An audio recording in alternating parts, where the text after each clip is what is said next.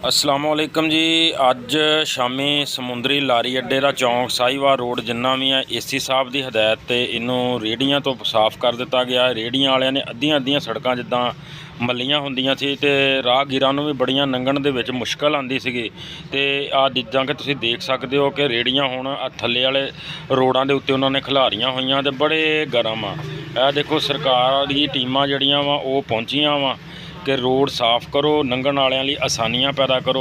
रेहड़ियां वाले महकमे दे बंदियां ते गरम सी ते महकमे दे जिहड़े बंदे आ ओह रेहड़ियां वाले ते गरम सीगे।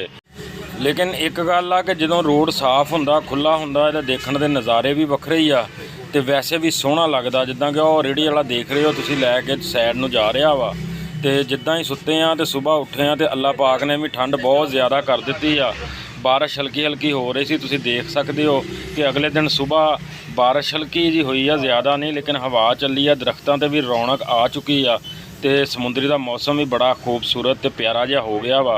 मैं बाहर नूं निकलिया, मैं कहा चलो नाल ही ये मौसम की वीडियो बना के भी अपने देखने वाले भैन भरावां नूं दिखावां। खास तौर पर जिहड़े प्रदेश बैठे आ वो बहुत प्यार दिंदे आ। अगर चैनल नूं फॉलो नहीं किया तो चैनल नूं फॉलो शेयर लाइक कमेंट लाजमी करया करो। इन्ना हौसला अफजाई हुंदी है तो पेज उत्ते जांदा वा।